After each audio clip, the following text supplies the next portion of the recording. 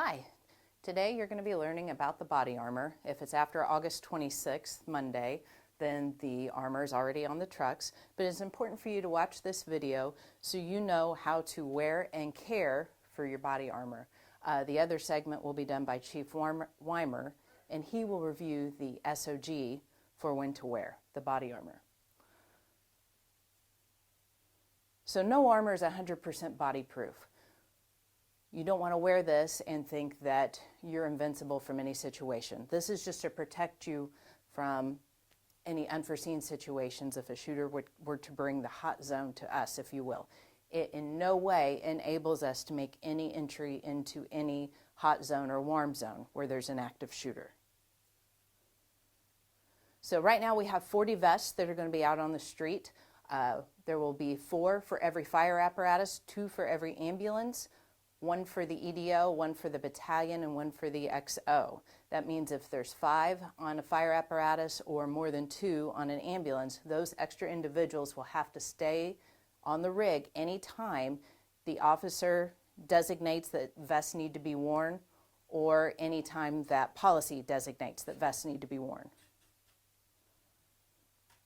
So in your armor, there are 2 types of plates, a hard plate and a soft plate. The first video you are going to watch is an independent review of Legacy Safety and Security, the manufacturer of the soft plate. It is rated for a level 3A, which means by the Bureau of Justice Administration, and this means that it will withstand pretty much any handgun bullet. Your helmet that you have is also rated 3A, so again it should withstand about any shot from a handgun, but not a rifle round. The other thing I wanted to point out is it is labeled as a dual threat, which means that the soft armor will also stand up to a knife. So go ahead and watch the video.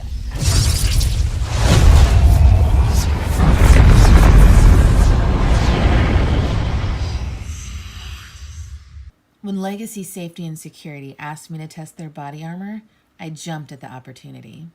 They sent me their dual threat panels, which are rated for knives and handgun ammunition.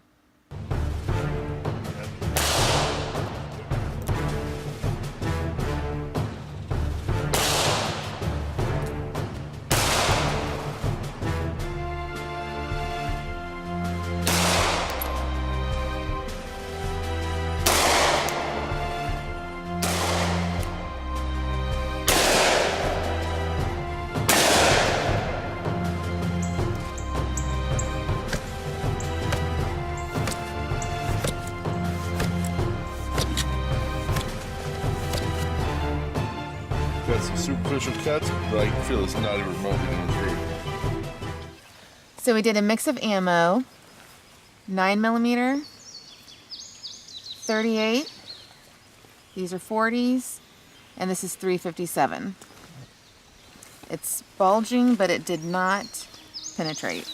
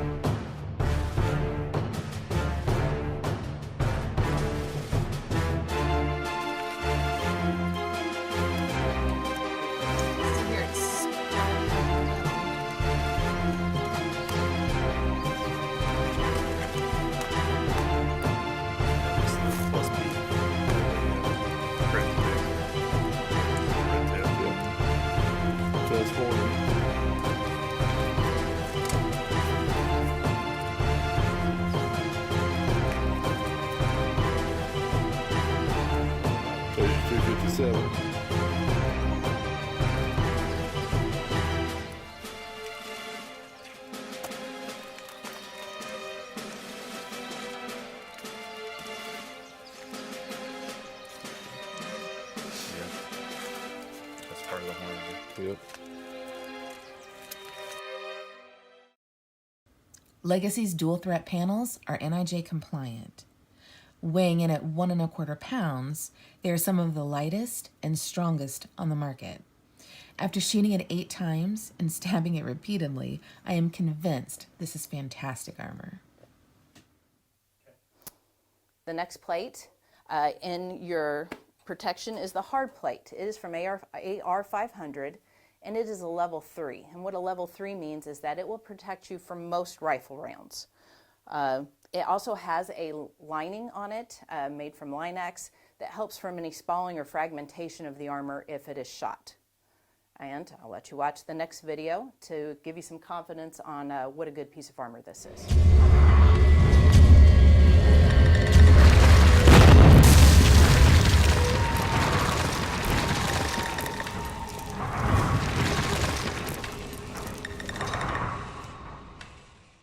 Hey guys, this is Tyler again with AR 500 Armor. We had some questions about durability and if it's possible to hurt these plates with general use and anything that would affect integrity. The answer is pretty much no. So we brought out our forklift, which weighs about 7,600 pounds. And for good measure, we've loaded about 2,000 pounds of Line-X. We're going to run it over and then we'll shoot it.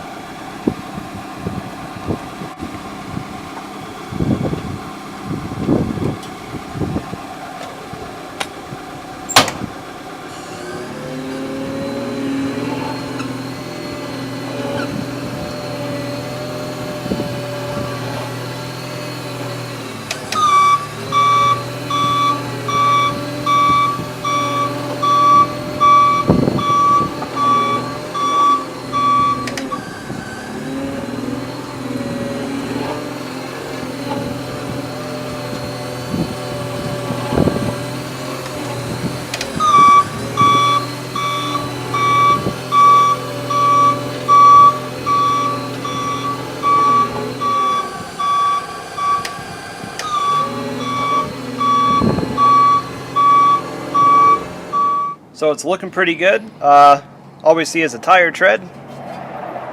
Backside looks good. Let's move on to the drop test. Alright, so we're going to do a drop test from about 15 feet.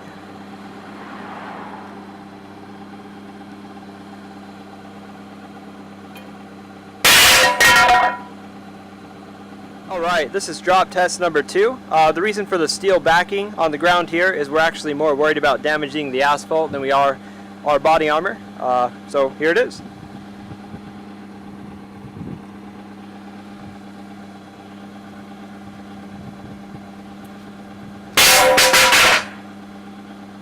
And drop test number 3.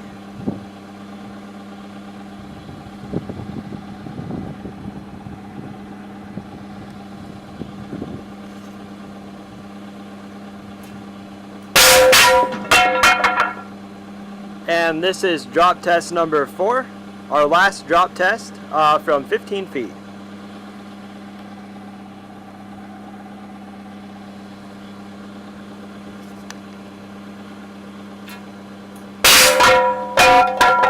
Alright, so after being ran over by about a 9,600 pound forklift and 4 drop tests from about 15 feet, it's looking pretty good. Coating's still intact. Let's go do the fun part and shoot it. Alright, now we're going to do 5 rounds of M855 penetrators out of a suppressed Tavor.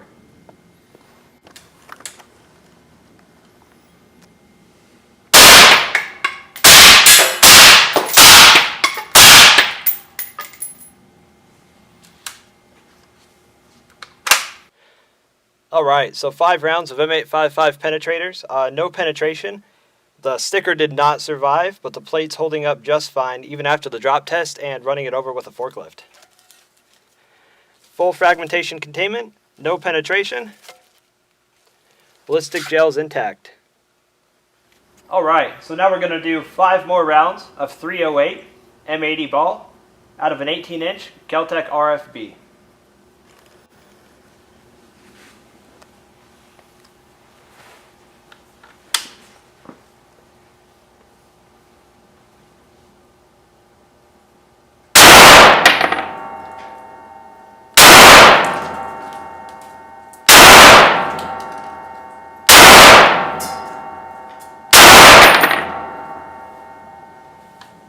Alright, so that was 5 more rounds of 308 M80 ball out of an 18-inch Keltec RFB at just 20 feet. Still no penetration, still no fragmentation. The coating's taking a beating, but it's still containing everything just fine. This is our 10x12 build-up coat. The back looks good. Very minimal back face deformation. And no penetration on the ballistics gel. We ran it over with a forklift. We did multiple drop tests at 15 feet. We put 5 rounds of M85 62 grain penetrators at 20 feet. 5 more rounds of 308 M80 ball NATO rounds, again at 20 feet.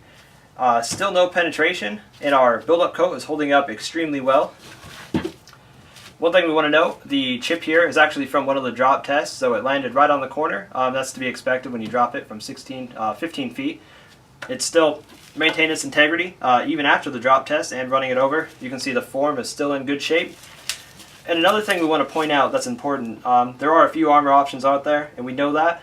So notice the coating. It's not separating from the plate. This is a big concern when it comes to fragmentation containment. So we just encourage you to do your research, regardless if you purchase from us or not.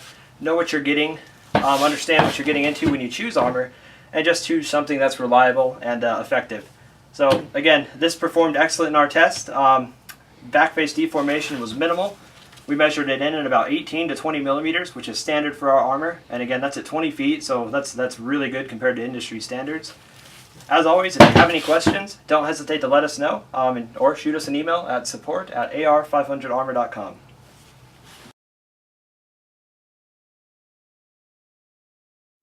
I already talked to you about the helmet that is also rated as a 3A.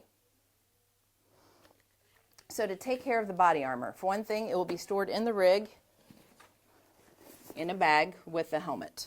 These should be stored laying flat, and this is to protect the layers of Kevlar in the soft armor from degradation. They don't do well standing up against their own weight over time, so it should be stored flat. To take care of the carrier, the item that's holding the plates, it can go through the washing machine. I would just ask that you air dry it to protect the Velcro. There will be extra carriers issued to every house captain so that if all the carriers need to be washed at the same time, they can be washed and the armor itself can be kept in service. Okay. So to take care of the armor inside the carrier, the soft and hard armor along with the helmets can be wiped with a damp cloth. If you need to use a detergent, you can use a mild dish soap like Dawn to clean them, but please do not use bleach. Bleach will degrade the layers of the Kevlar in the soft armor. Also, don't put the armor directly in sunlight, particularly the soft armor, because again, sunlight over time can degrade the layers of Kevlar. So now we're going to talk about how to wear your body armor. And you can watch a video that will give you instruction on what anatomical points on yourself to look for as you're putting on your body armor.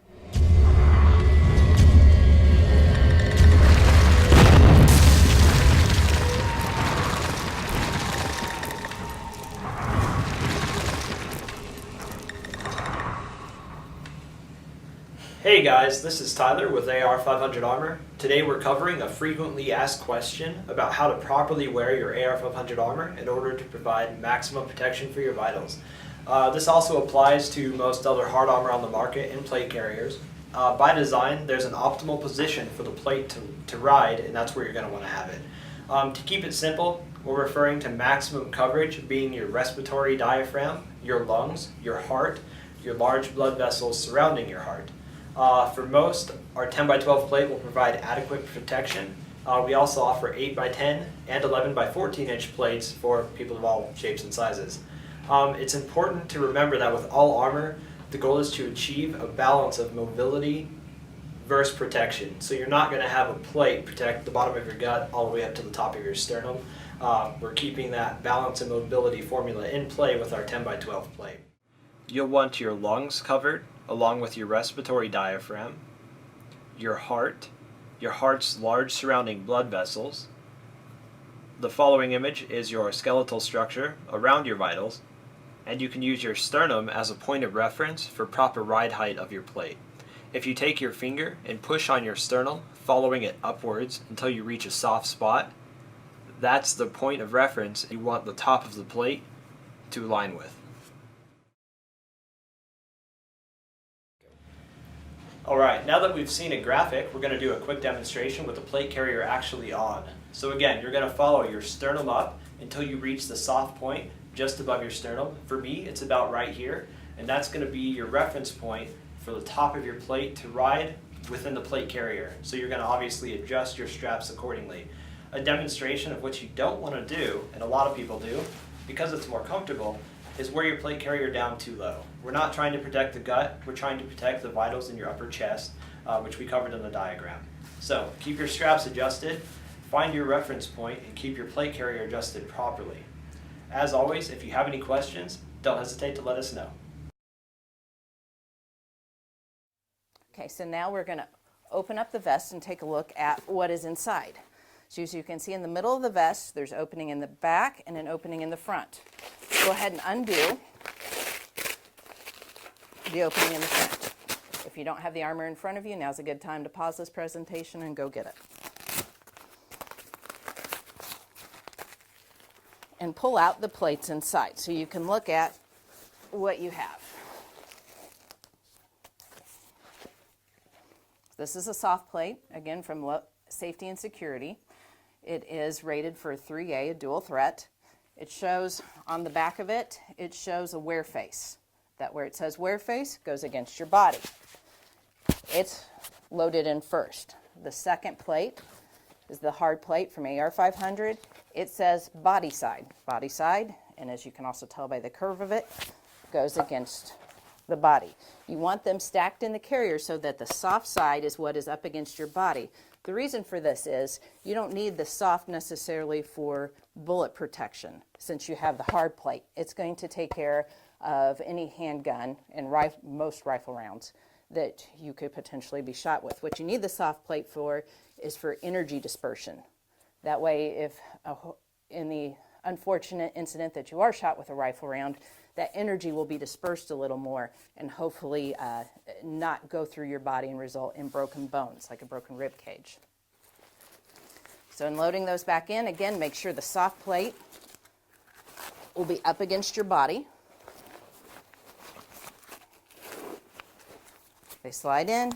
There's the inner piece of Velcro you tighten down so that the plates don't move, and the outer piece of Velcro. The back is set up the same way. On the sides, there's also Velcro and a small soft plate on the inside. So again, that soft plate is only good for most handgun rounds. To put the body armor on, you can just put it straight over your head. I find it easier to undo the Velcro in the front. So go ahead and undo your Velcro. I apologize, it'll be noisy on my end for a minute.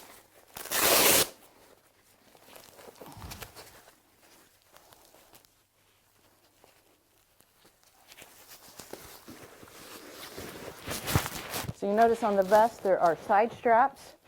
You have the option to buckle those across the body for a tighter fit. It is not required. I personally don't like to mess with it. I just leave them buckled on the side and out of my way. You will also notice the way you can tell the front and the back. This is what the front looks like. On the back, there's a drag strap, and that is your main difference between your front and the back and the way the Velcro works on the front.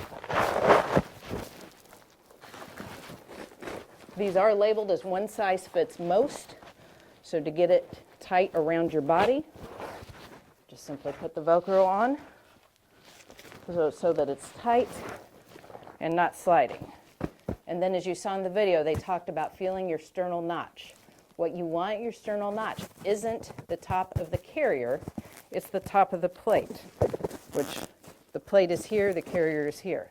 So as you can see, this is riding too low on me. It's still exposing some vital areas that I want to keep covered up.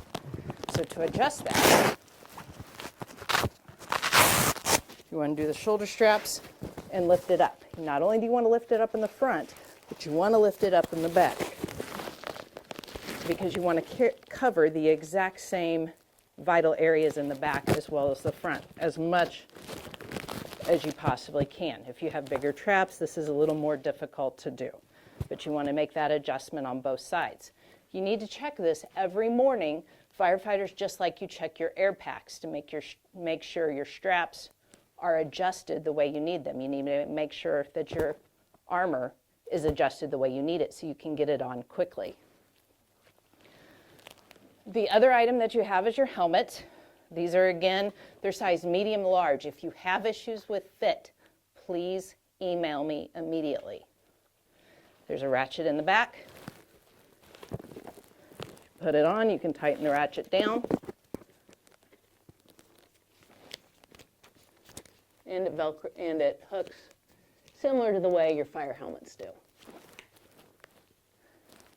The adjustments are up here. It's easier to tighten it when it's not on your head. If you have any questions on how to wear the body armor and how to get a good fit, please email me and I'll get back with you on your next available day that coincides when I'm at work. Thank you.